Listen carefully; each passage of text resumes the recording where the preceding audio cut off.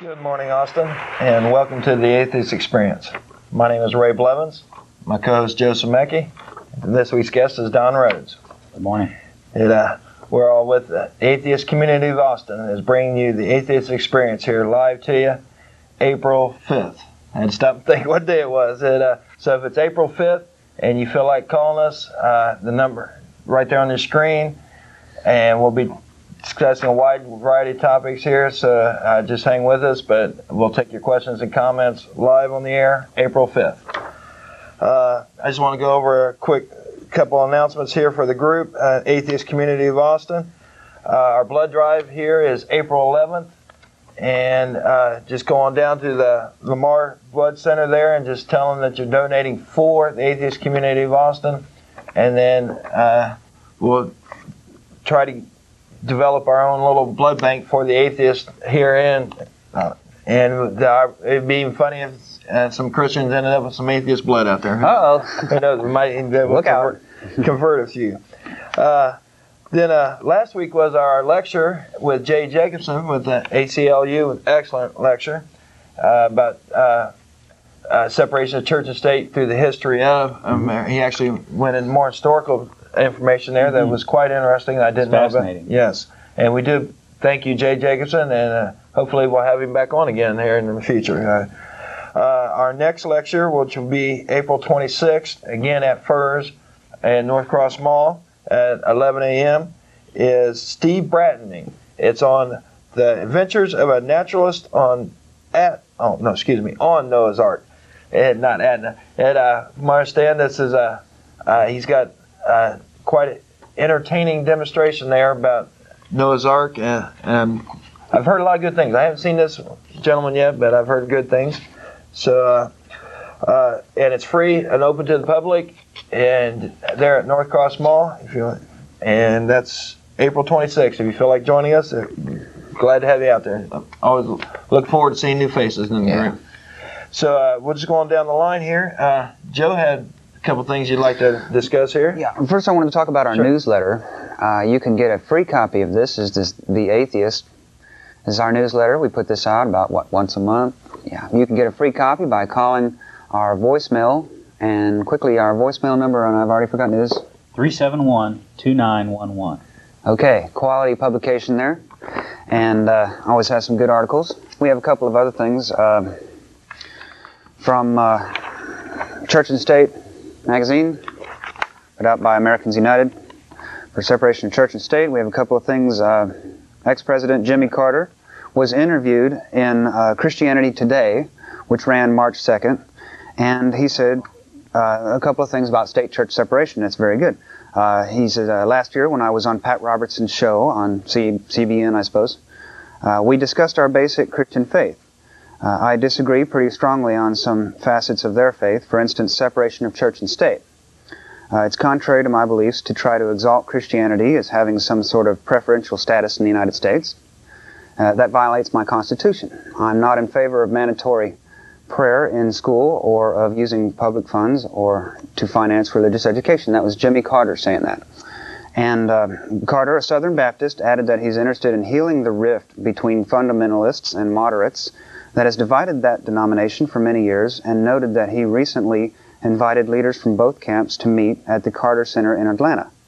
And basically the gist of that is that here we have a born-again Southern Baptist former president, a very respectable man in his religion and his politics and his work. He's done some great things, and coming out solidly for separation of church and state. It's a very realistic point of view. He's and like you say, he has done some good things, Habitat for Humanity and things like that. His interview in Playboy was quite controversial, and so for a religious man, I applaud his open-mindedness. Yes. Yes. Yeah, I think it's wonderful. We have a lot of friends in that regard in the religious community as far as separation of church and state. Yes. People that believe in religious freedom, and that's a great thing about this country. And of course, now as we're facing the so-called Religious Freedom Amendment, those allies are very important to us. We want them to all get out there and call their senators and congressmen and let them know that they support the freedom of religion. And that very good point. Because that's very hot debate right now in the Senate, and they only listen to the people that take the time and write them or call them, email them, and let them know your point of view, that God was never meant to be in the Constitution. They discussed that quite a lot when they wrote the Constitution, and decided not to have God in the Constitution, and it doesn't. So we're definitely going to do our part on that. We do have some more articles there. Well, let's see, one or two. The Promise Keepers had to lay off their entire staff recently, and due to financial problems. Plagued by declining donations, the Evangelical Men's Ministry, Promise Keepers, in February announced that it is dismissing its entire 345-person staff and shifting the reliance on volunteers. Ministry officials attributed the financial woes to lower attendance at the group's stadium rallies and costs associated with the huge Stand in the Gap rally held in Washington, D.C. It cost them a little bit too much money.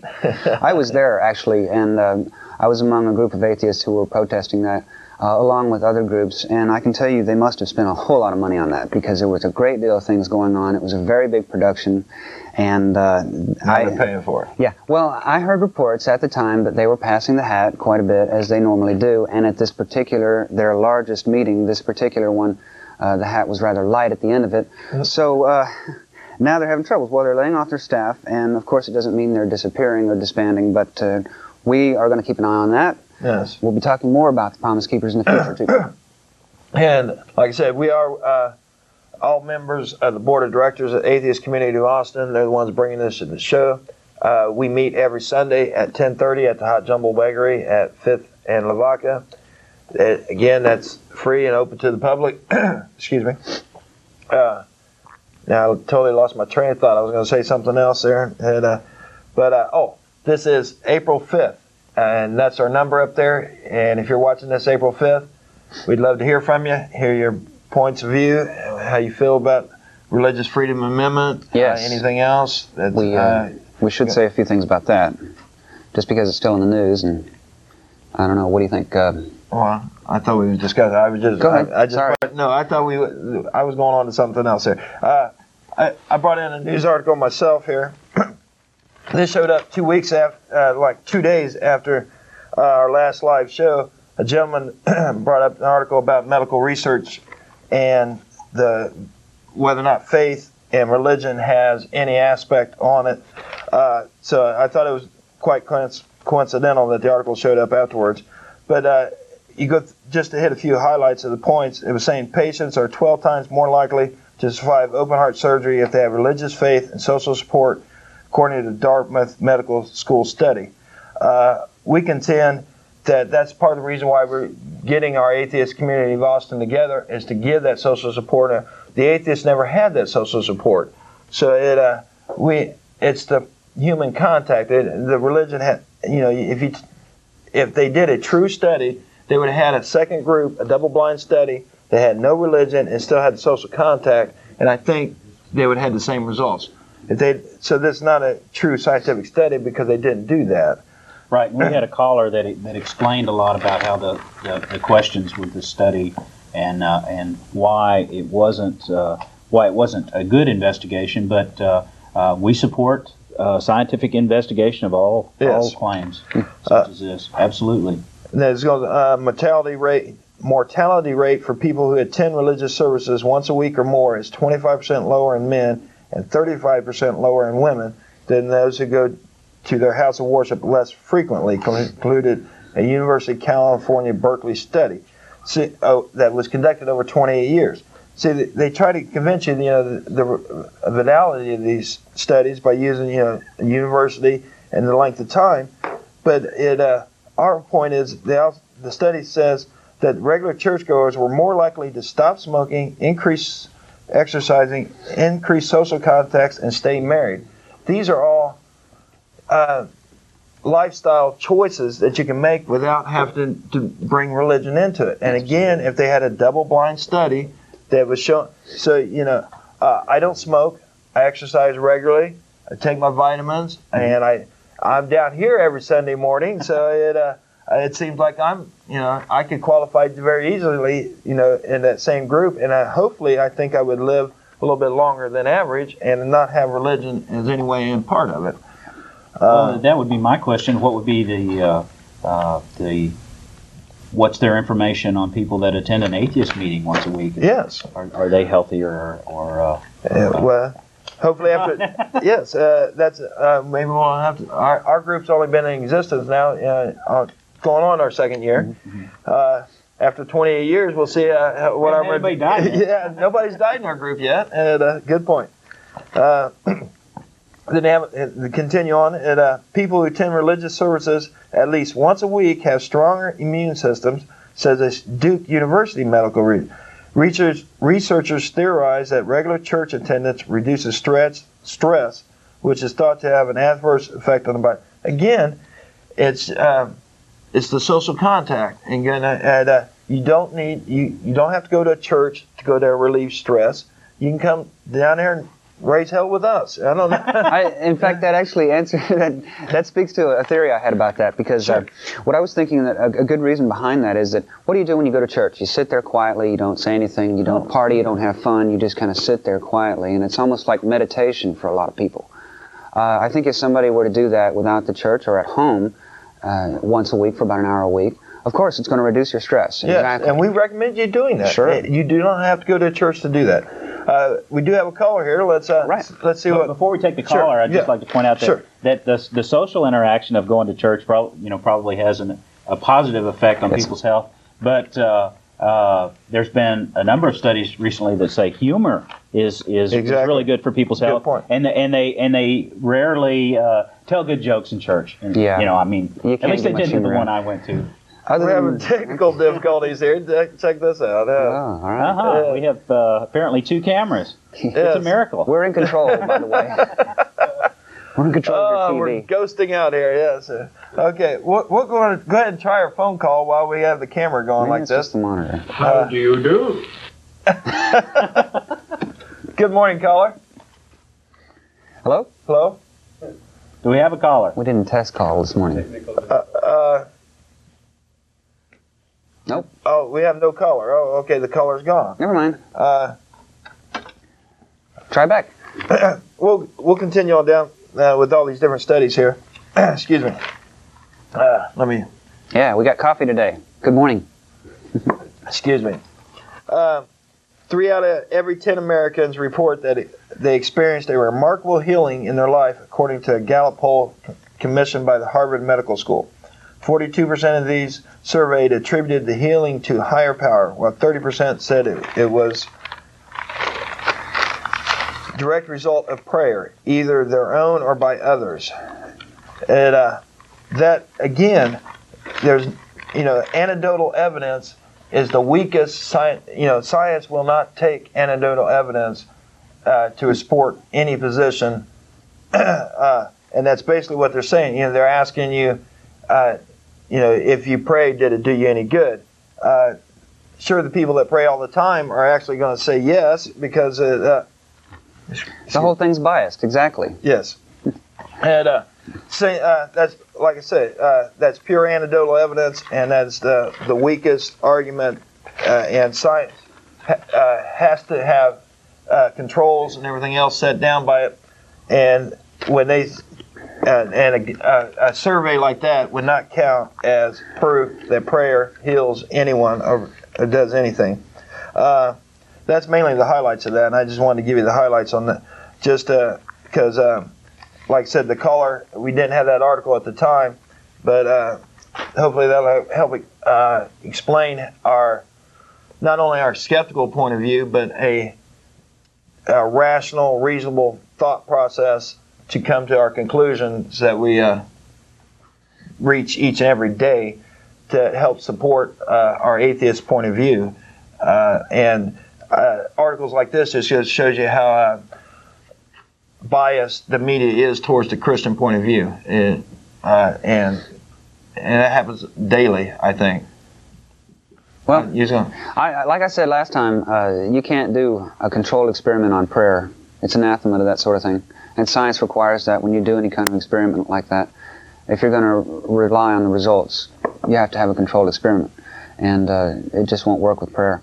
Now, these other experiments that are taking place, it's hard to say, but there are any number of reasons why these experiments are flawed.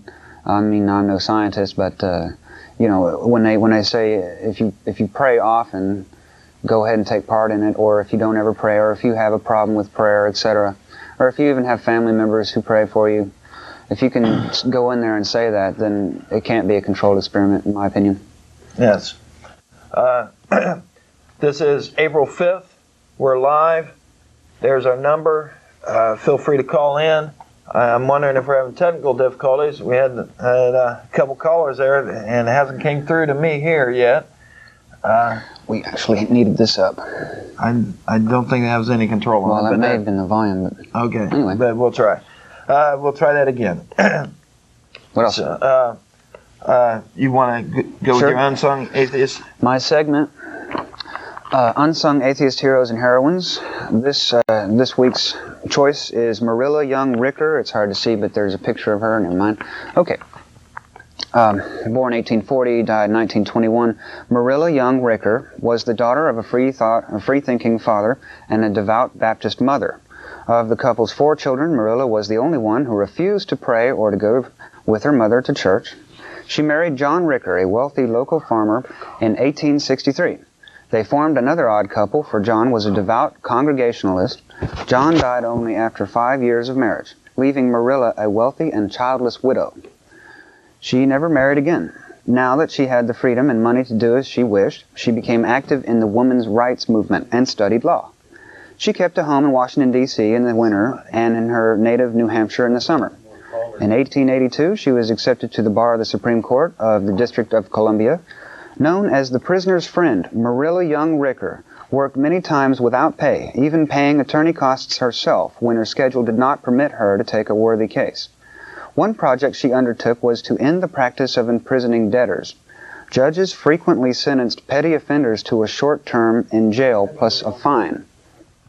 The poor criminals could not afford the fine, and so they were being held indefinitely.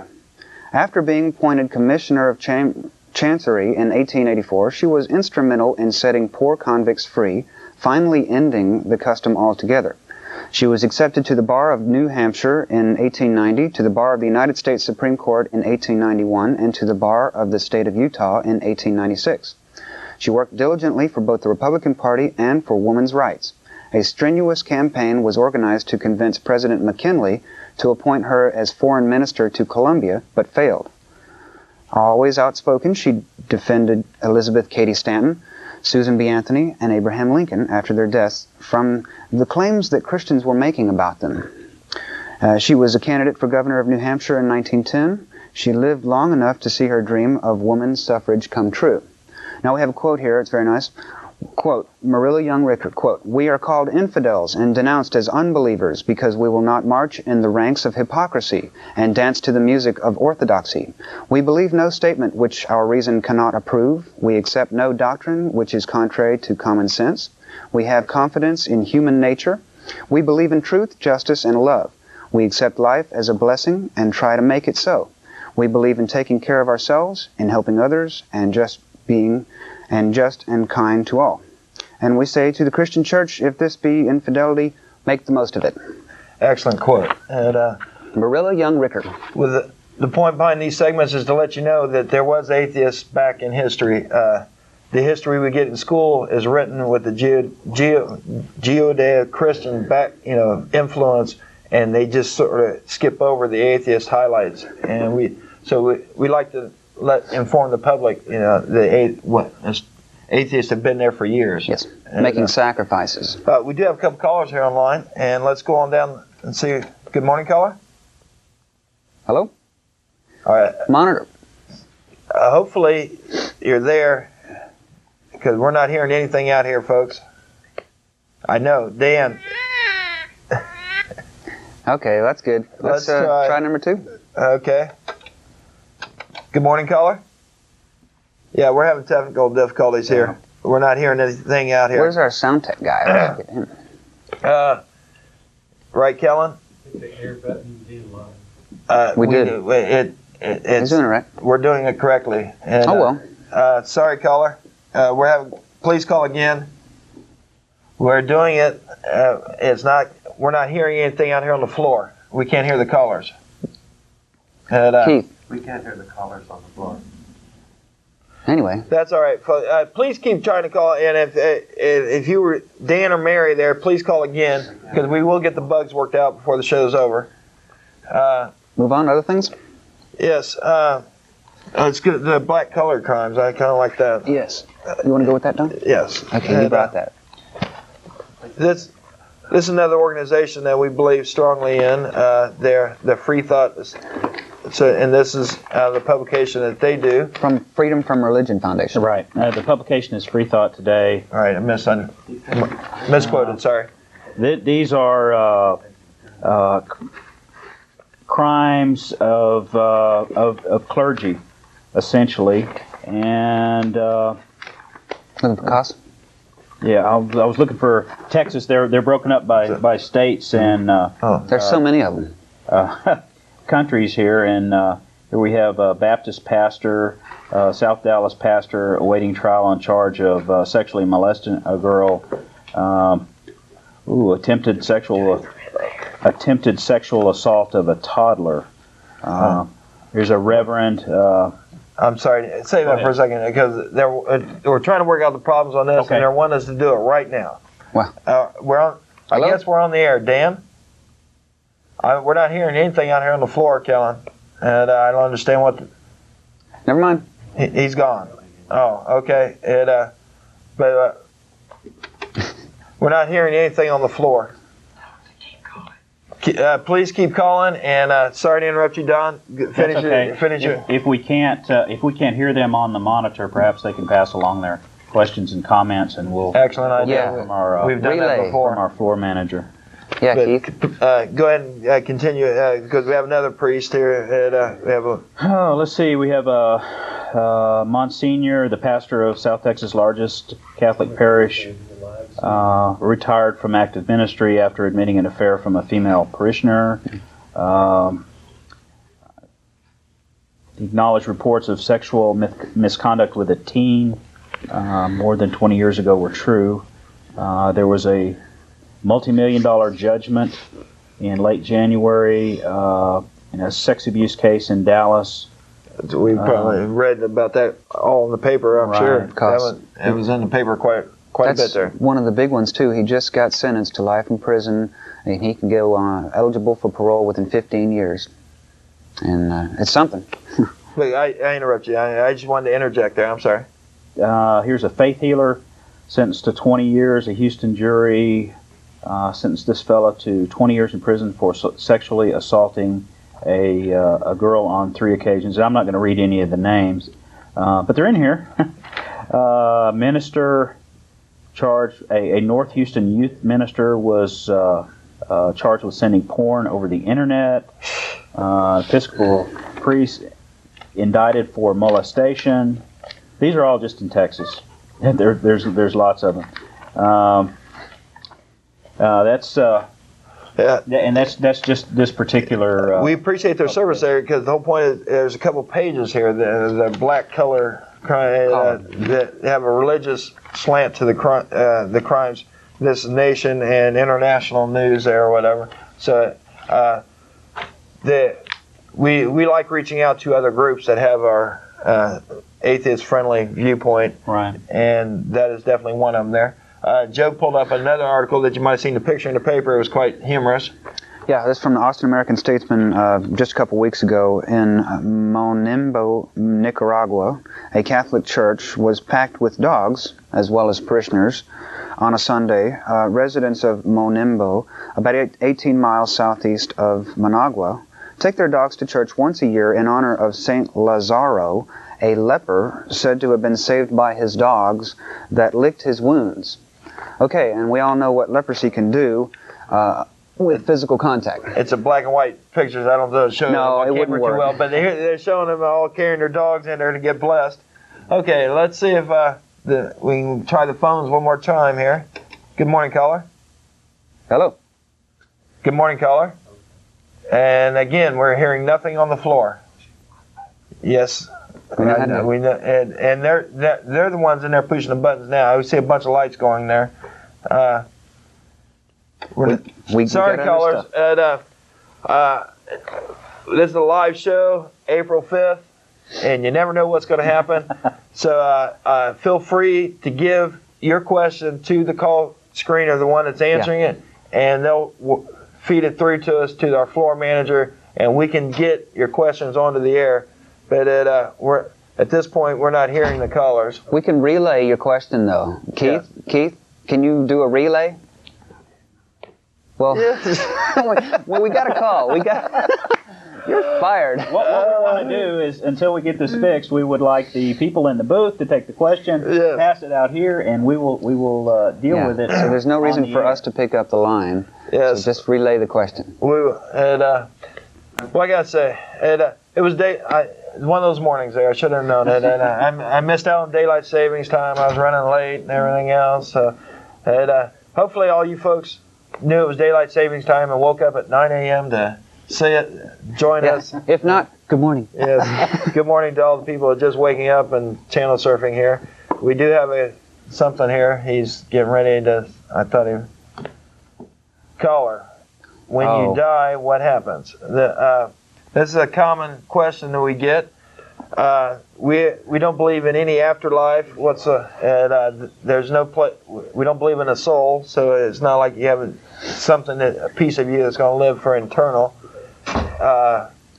Feel free to answer there, Don. Well, anything that lives dies. I mean, that's part of the deal, and that's, to me, that's a good deal. To be able to live, to be able to exist, especially as a human, to be able to think, to be able to love, to be able to laugh, I mean, that's life, and it's life is precious, life is wonderful, and you only have it for so long, and that's just part of the equation, it's part of the deal. Organisms come into their existence and then pass out of their existence and make room for others. Make room is a good thing, yes. And any reward or punishment that you receive, you will receive right here, right now. There's no reward afterwards. And that affects how you think about life. Yeah, good point. It lets you picture life as it truly is without superimposing some kind of feel-good theology or whatever. Here it is. This is what it is. This is the facts, and it's not. We keep hearing from people that this is some kind of a negative thing. That we must be afraid to die, and that's just not the case. Here it is, black and white. This is your life.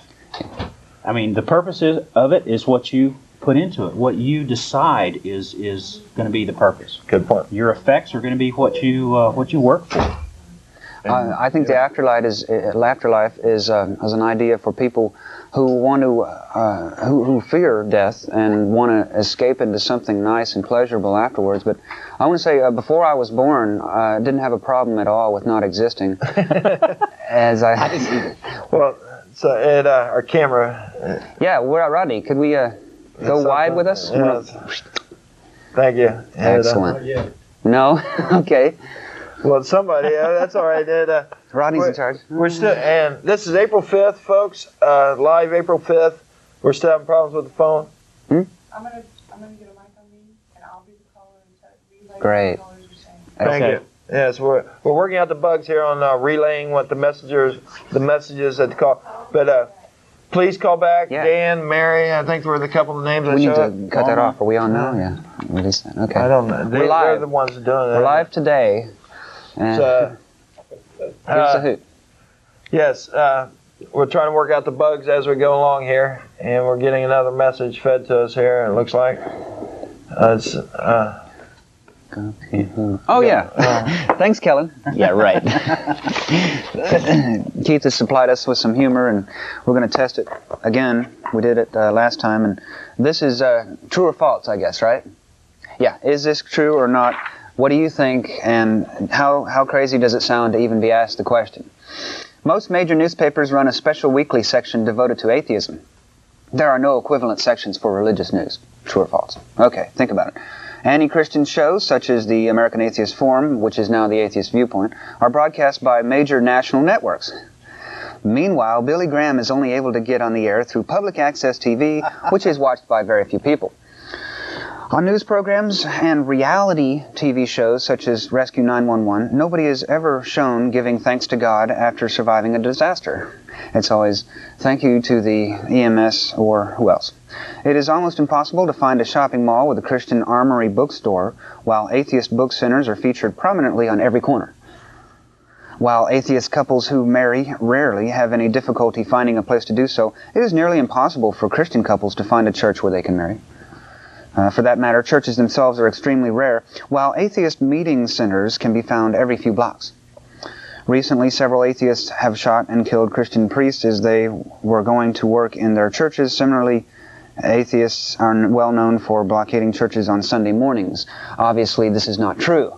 Think about it for a few minutes and get an idea of how easy it is to say things like that about Christians.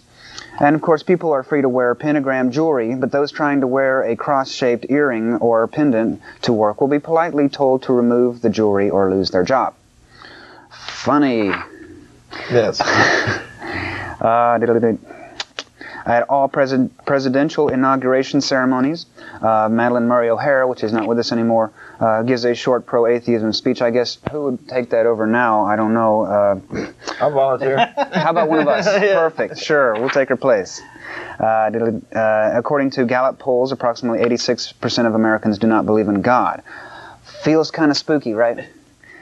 Politicians often refer to America's agnosto-atheist heritage when trying to woo voters. Instead of, hi, I'm a Christian, vote for me, it'll be, hi, I'm an atheist. Or atheist, right? Agnostic, whichever. That reminded me of a good article I just saw in yesterday's paper here. It looks like Steve Forbes is lining up with the Christian Coalition there. I saw that. Yes, and that's very interesting. Yes, and I thought he sounded so good there in the last elections there. He brought up some excellent points. And we're getting some messages here. But hey, can you say pandering? I can't hear a word, sorry. Can we say pandering? So we're not hearing the monitors, Kellen. We don't have anything on the floor. We heard the music, but we haven't heard anything since then. There's nothing to come through. We usually hear ourselves. Honest, when we do a sound check, we usually hear ourselves on the microphone. We didn't call check, that's what it was. Okay, and so we're still working. I'm sorry, folks, we got a little sidetracked. We're still working on the bugs here. We are live April 5th. Do call in. We do want to hear from you, your comments, your questions, whatever else. Let you know what the Atheist Community of Austin stands for, what our people are like. We meet every Sunday, by the way. When we leave here, we go right down to Hot Jumbo Bakery. And we'd like to always meet our viewers in person and see who's watching. Website? Website, go right ahead. www.atheist-community.org. And our voicemail, go ahead, Don. 371-2911. That's voicemail. It's 7 days a week, 24 hours a day. That's right. If you want to leave us a message, tell us what you think of the show. If you want to get in touch with us, maybe get some information or join the group, 371-2911. Yes. Good enough. But yes, we was talking about Steve Forbes and the Christian Coalition. The idea of his much money and then the organization, the organizational power, it's quite scary when you think about it. It makes me glad that Ross Perot isn't that religious. Yeah. Because he seems to have more money, right? Interesting point. Yeah, almost all the money. You gotta interrupt me. So I do thank you, caller, for keep trying there. I see the lights are flashing there, so please keep trying. They will relay the questions to us. Yeah, well, can we relay one? No, they're still working on that. Go on. We have a blood drive, April 11, next Saturday, between, when do they open? 10 to 2 at the North Lamar Central Texas Regional Blood Bank. I also recently saw a news article that said they really need O blood, type O, positive and negative, real bad, right now. Well, and we love the irony of giving the blood on Easter there. Yeah, day before we picked Easter. We did pick Easter weekend for a purpose there. Our own little inside joke there, I guess. Boy, the lights are just flashing away, callers. I do appreciate you calling. Any minute now, we'll have a message We're going to try relay. again. Kellen, Good morning, caller. We're still not hearing a thing out here. Can you- I do appreciate you calling, Mike. I'm sorry. well, why can't she tell you the question? Good morning, caller. We're not hearing a thing out here. Okay, Keith. don't hang up. Just put them on hold. Get her to tell you the question. Well, she's right there. Find out what the question is. We put it back on Question or hold. comment. The monitors are not working. We're not hearing a thing out here. Good morning. So we do appreciate you callers. Keep trying. We're going to send a runner out with a question. Oh, we're going to send a runner out with a question. Okay. That's technology. Come on, run. We heard a slight noise there in the monitor. Oh, hello. Okay, what is the question? Come on. I'm gonna come and tell you what the question is. Hi, Okay. guys. Dan wanted to know what purpose, atheist purpose, it serves to talk about things like black collar crime, to read articles like that. What kind of Okay, purpose does okay. that serve? Sue Osborne. Let me Thank you. address Thank you, that. Sue. Thanks, Sue. One of our most frequently asked questions is what about morality? Is there a truck backing up in here? Sound guy? They're getting closer. Just continue on as if it's not being heard. We'll keep continuing. We are hearing sounds on the monitor there. Okay, one of our most frequently asked questions is what about morality? How can you be an atheist and be a moral person? Because religious people were moral and atheists aren't. No, that's not true. Atheists that decide they want to be good people are good people, and it's the same is essentially true of religious people. And some religious people don't try very hard, and that's the point of that. Is that there is morality and lack of morality on both sides. Can I say, it's been my experience that religion is no guarantee of morality. It's purely a choice of the individual, I think, and religion seems to hinder that individual type thinking. Most atheists I've ever met were individual thinking, independent thinkers, free thinkers who thought for themselves and then made up the decision in their mind to be good people. And we're not told by others umpteen reasons why you should not be nice to certain kinds of people. That's one thing that religion does, in my opinion. Go ahead. I feel these lend a lot of credence to the thing I had said about the vanity of religion. A lot of these crimes that's listed under black collar crime, they think they're 100% right. They're doing it because God told them to. They have the support of their God. And it doesn't matter what man's law says, whatever else, because they are right. So basically, by showing these examples here, we show the fallacy and the vanity of religion, and just shows you. They're all true too. In case you're wondering. Yes, and they're all true. And Okay, how are we doing now? Oh, much better. Can you hear me now? Yes, we can A hear. little loud. Yeah, I'm real loud? Yes. A little loud. The one other point I'd like to make about that is I think that atheism is a better place to start from if you want to be moral. Now I know that a lot of religious friends of mine, when they think about being moral, they think in religious terms. They think about getting guidance from God or from the Bible. But what's really happening, I think, is that they're doing the best they can. And the religious people I know are that try to be moral are moral. They're good. I trust them.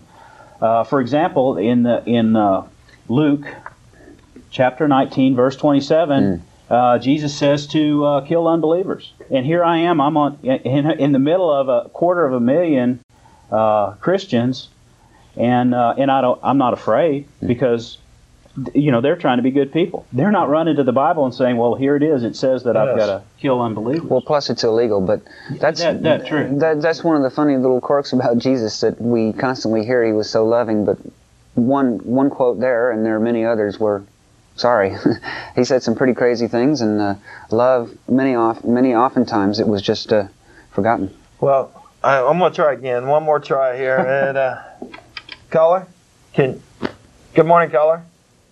Do we have a caller? I'm hearing. Did you lose him? Yes. Really? Okay, this is Michael, and he wanted to know if atheists support the theory of evolution. Very much so. Sure. And excellent. And we definitely believe that science, through rational thought and reason have come to really the only conclusion you can come to once you see all the evidence that's out there. And any points you'd like to make on evolution there? Theories on biological evolution.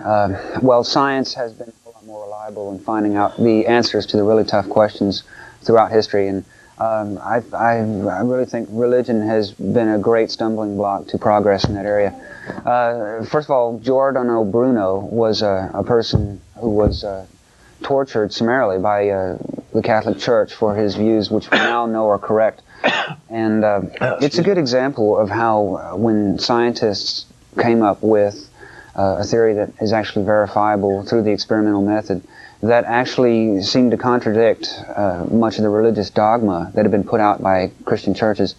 They became incensed and had to become violent. In fact, to the point where he was imprisoned and tortured and actually burned. Burned at the stake. Yeah, in fact, I was just reading about that. There was an order given not to make him bleed if any beating occurred, not to cut him open, and not to mutilate his body in a way that would cause him to bleed or have large bruises. And what that was code for was burn him. And that's what they did. And we now know what he was saying was actually correct. And so here in the almost 21st century, this is one example we should take from this, that science is much more reliable in these areas. Anyway. We're ready. Sure. We've got Alex. He would like to know, what did atheists believe in before the theory of evolution? That's a hard question to answer, since I wasn't.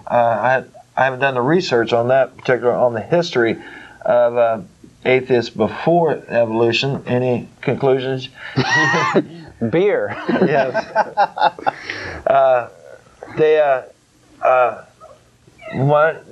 They weren't that connected, and that they were afraid to really speak out until the United States came along and founded a secular nation. I can't imagine trying to speak out during, especially during the Renaissance and everything else, the Inquisition or anything else along those lines. If you had atheist beliefs, you pretty much kept them to yourself. Well, if you wanted to criticize the church and power, yeah, you kept them to yourself. That was a lot of underground philosophy going on. Sure. Yes. Mostly they were just regular people. But we have a problem with the word belief anyway. So what atheists believed before evolution is really an odd question, actually. Not that it's not. We will not answer any good question that comes along or whatever. It's just we run into a very difficult argument every time we run the debate on what the actual word belief means. Yeah. And Christians and religious people have a different idea of what the word belief means.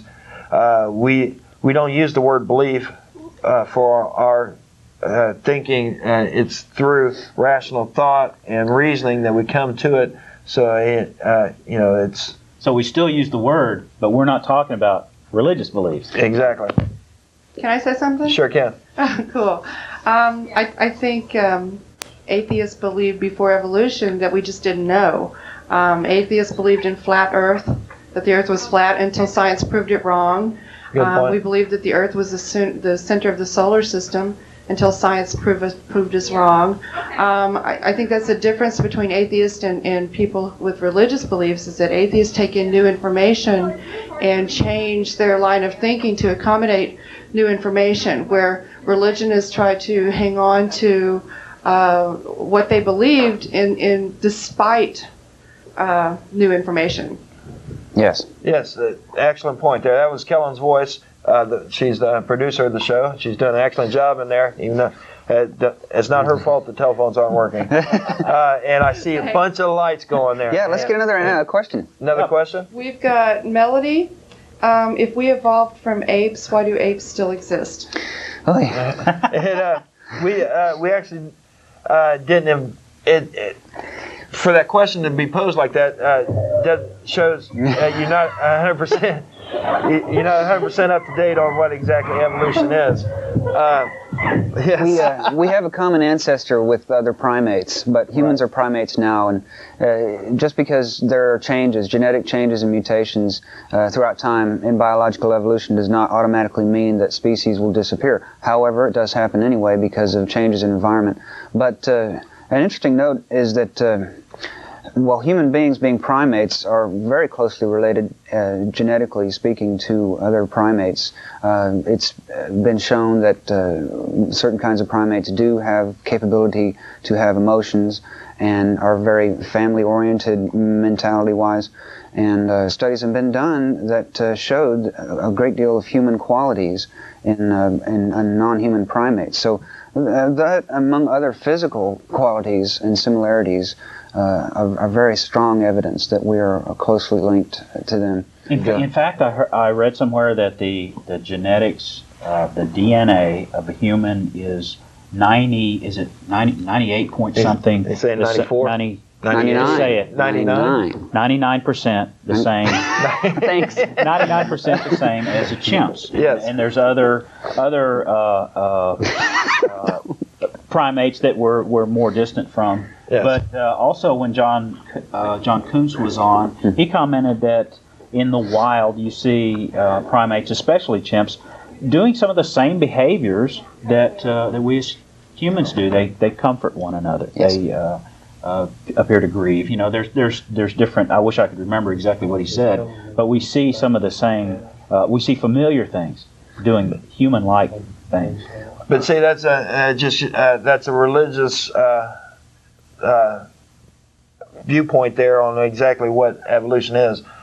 Evolution, it's different branches. Just because we have a common ancestor doesn't mean we actually, an ape all of a sudden turned into man. That there's a beast out there that's half man, half ape. It's a gradual, over millions of years, evolved into the human beings that we now have. So if you have trouble thinking in terms of millions of years, it'll always be hard to grasp. Yes. So we are running out of time. This is live, April 5th. Wait a minute, the question? Yeah, we got Sure. Melody also wanted to know what scripture in Luke that you quoted. 1927? 1927. 1927. And Mark had a question. You talk a lot about Christians, but what do you think about other religions and 12-step programs? I'm totally against the 12-step program because it's right in there. You have to give yourself up to a higher power, and since I don't it's believe. fine for those that believe that. Yeah. There are people that have gone through the 12-step. You got an excellent point that it has done them good. My own personal belief is I can't give myself up to a higher being if I don't believe that there is a higher being. The big problem with the 12-step programs is when a judge mandates that somebody go to a 12-step program when they're not religious. That's wrong. I've talked to some prisoners now who are in prison and have been treated differently because they refuse to take part in a religion-based 12-step program. When there are alternatives, I hope that eventually all judges understand there are several alternative organizations available all over the country. Rational Recovery, Secular Organizations for Sobriety, just opened an Austin office, and there are several more, and it's just... It's terrible. What's having to be forced upon people is religion at the strong arm of the state in that case. And as for the other religions that are out there, Jehovah's Witness, pretty much they're all grouped in. They're not all hypocrites and assholes or whatever else. There are religious people out there that do fall into that group. We thought we were. There are good people who have other religions, and there are also bad ones too. Most of my friends, my family, are religious to some degree or another, and most of them are wonderful people. There's people that I love that are religious. So most of them are Christian, but I've had friends that were Jewish, and Jewish people are great. We have a kind of a bond with them. They know about Christianity being somewhat dangerous at times, of course, and have suffered a great deal from it, as we have too. And also, they don't knock on your door. Thank you. Yes. Thank you for not doing that. And we have a comment from Kellen. Yeah, I'd like to comment on the 12-step programs question. My pet peeve. I work with. I know you guys have heard this before. Go ahead. I work with the mentally ill, and when I worked at the outpatient clinic, I had way too many people who were schizophrenic or major depressives or bipolar disorders, and they had a substance abuse problem too, because you use what you can get your hands on to medicate psychiatric illnesses. And they would go to a 12-step program, and the people at the 12-step program would tell them not to take their medication because that's a crutch, Right. to put their faith in God and their higher power. And they would come back to the clinic. They'd either get so depressed they committed suicide.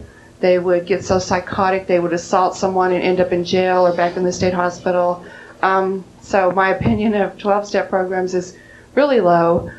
They also, in talking to some of the clients in them, they foster the belief that if you are clean and sober, it's because of God, but if you're out there using, it's your fault.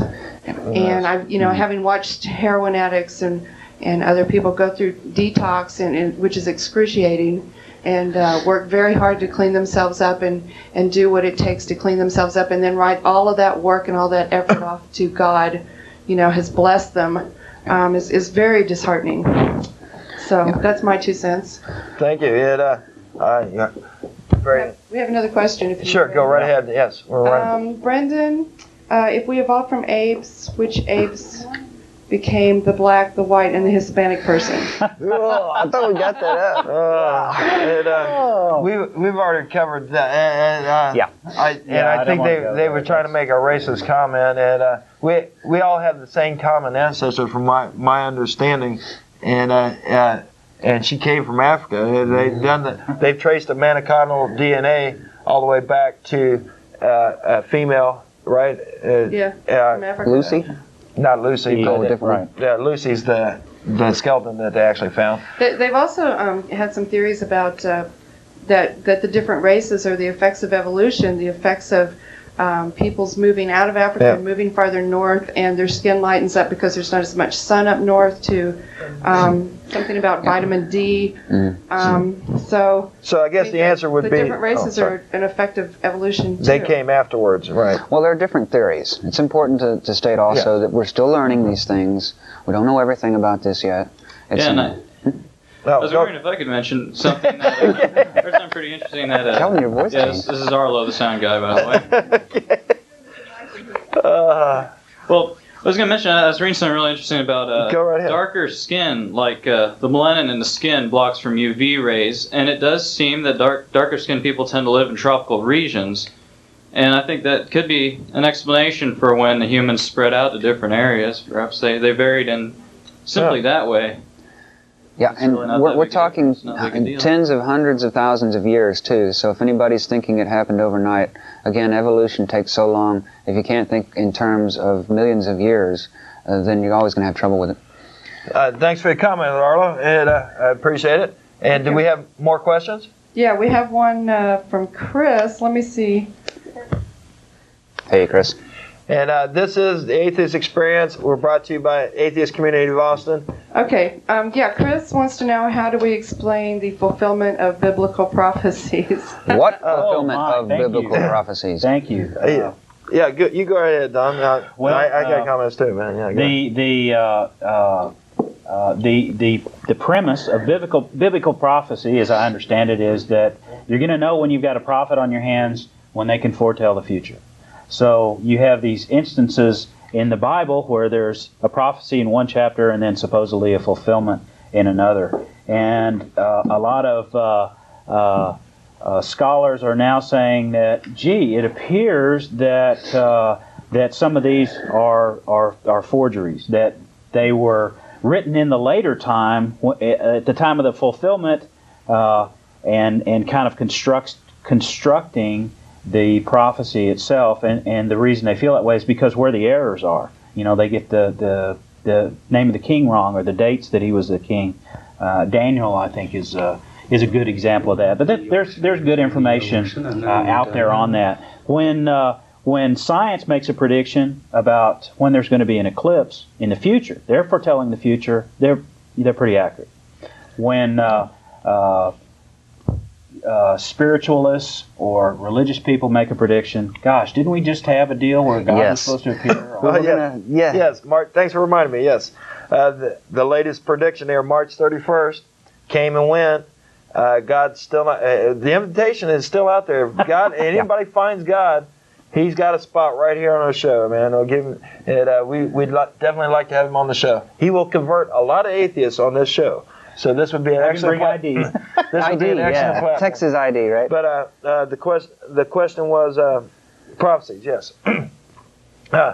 If you do the thorough research to the Bible, a lot of the prophecies are contradicted in other chapters.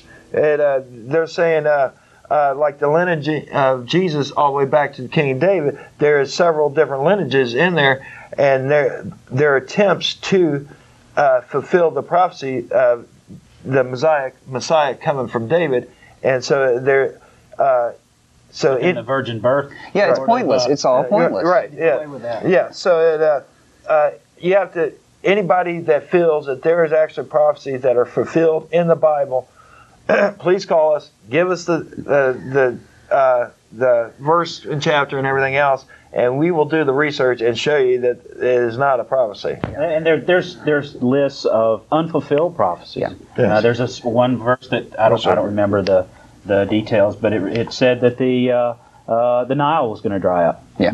Never dried up. I do want to hear Joe's comment. A lot of the biblical prophecies that are supposedly proven by other parts in the Bible are just self-fulfilling prophecies, but there are a lot of explanations also.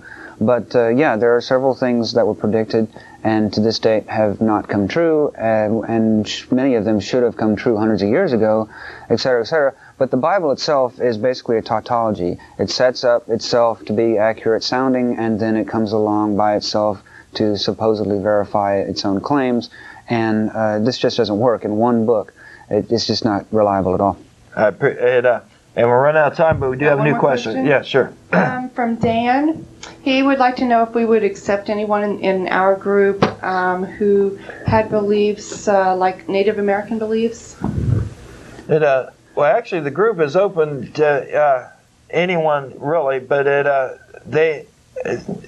for them to join, they would have to be an atheist, really, to have an atheist viewpoint, really, to want to join us, it seems like.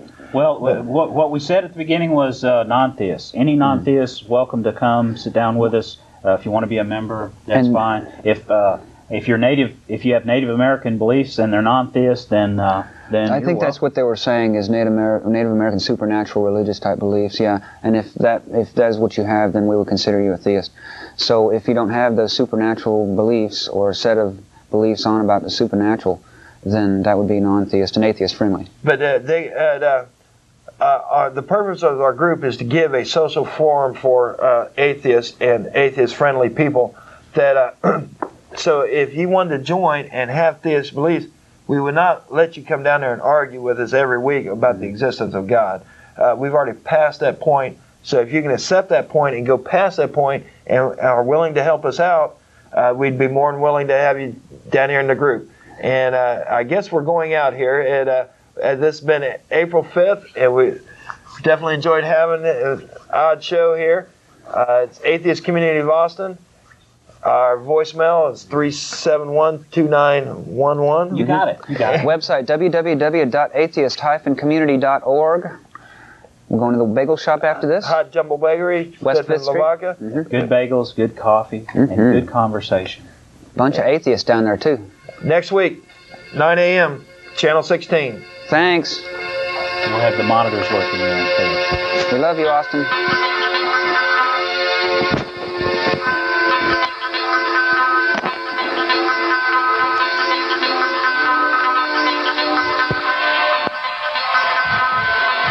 Kill him, the phone number's wrong. How could you do this? How could this happen? That poor person's going to be getting all kind of calls. You know one thing, guys? Next week when we